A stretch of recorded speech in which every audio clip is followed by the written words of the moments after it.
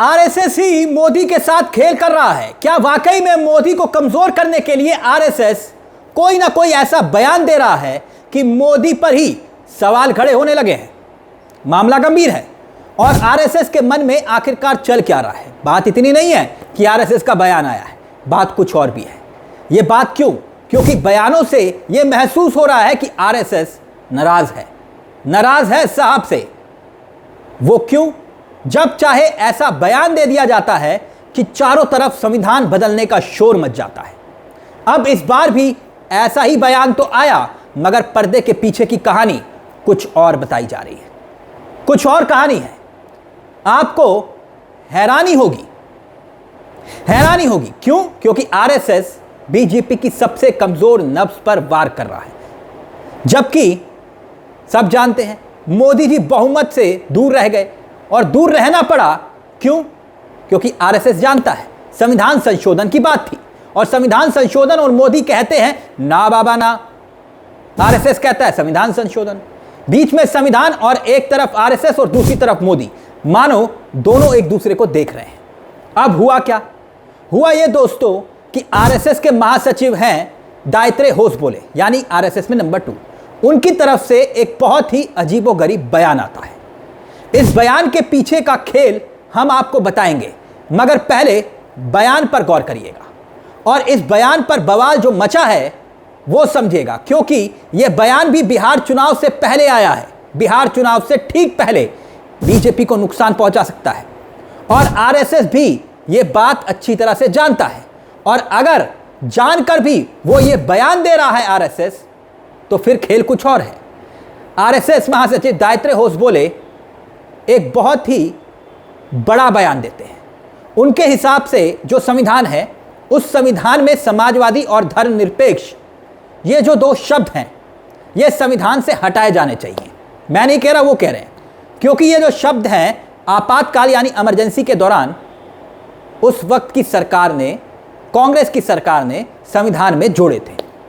यानी जिस 42वें संशोधन का जिक्र होसबोले कर रहे हैं, उसे कोर्ट ने खारिज कर चुके हैं। वो आगे हम आपको बताएंगे कोर्ट में क्या हुआ था। मगर गायत्री होसबोले के इस बयान से तो लग रहा है कि बीजेपी आरएसएस इमरजेंसी का विरोध करते करते ये भूल गए कि ये जो दौर है ये अभी इमरजेंसी का नहीं है, अघोषित इमरजेंसी का नहीं है। ये दौर मोदी जी की सरकार का दौर है। वो मोदी सरकार जो बहुमत के आंकड़े से दूर रह गई थी। इसी बात को लेकर जब पूरे देश में विपक्षियों ने यह कहा था कि इनकी सरकार आई, 400 पार गए तो संविधान को बदल देंगे, यही बात तो जनता तक पहुंची और हुआ यह कि बीजेपी बहुमत का आंकड़ा नहीं छू पाई। ऐसे में यह जानते हुए आरएसएस जान रहा है और उसके बावजूद इतने बड़े नेता संविधान से छेड़छाड़ की बात कहते हैं। क्या बिहार चुनाव में बीजेपी को इस बयान के बाद लेने के देने तो नहीं पड़ जाएंगे?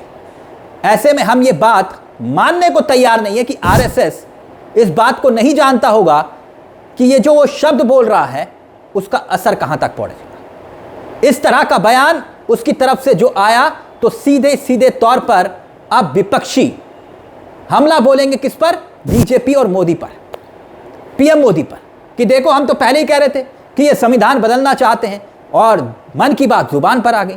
संविधान बदलना चाहते हैं और संविधान के लोग ये पीछे पड़े हैं। ये लोग संविधान के, ये आरएसएस किसी भी कीमत पर संविधान को बदलेगी। अब इससे क्या पता चलता है? इससे यह पता चलता है दोस्तों कि संविधान को लेकर जो आरएसएस की एक बुनियादी विचार रहे हैं, जो उनके बयानों में भी झलकते हैं आए दिन। अब एक दिलचस्प बात सुनिएगा, बहुत जरूरी बात है। जिस संविधान में 2 शब्दों को हटाने की बात आरएसएस के नेता कर रहे हैं, गायत्री होसबोले बोल रहे हैं, दरअसल इस बात को 2020 में 42वें संशोधन को कोर्ट में चुनौती दी गई। तब सुप्रीम कोर्ट ने याचिका को खारिज कर दिया और कोर्ट ने यह कहा कि समाजवाद का अर्थ है कल्याणकारी काम। यानी 2024 में सुप्रीम कोर्ट में याचिका खारिज हुई, तब संजीव खन्ना, जस्टिस संजय कुमार की खंडपीठ ने कहा, इतने साल हो गए, अब इस मुद्दे को आप क्यों उठा रहे हैं? यानी कोर्ट ने यह समझाया कि संविधान में समाजवाद का अर्थ है कल्याणकारी। तो फिर होसबोले ऐसा क्यों बोले? यानी पिछले साल सुप्रीम कोर्ट ने इसी मामले को लेकर अपना फैसला साफ कर दिया और कहा कि नो नेवर, ये शब्द किसी भी हाल में नहीं हटेंगे। ये जानते हुए भी ऐसा बयान गायत्री होसबोले का, तो क्या बिहार चुनाव में यह बयान मुश्किल में फंसा देगा? उसके बावजूद गायत्री होसबोले बोले कि संविधान में 2 शब्द हटाओ। अब कांग्रेस और आरजेडी कह रही है कि भाई देख लीजिए, इनकी सोच और नीयत यही है।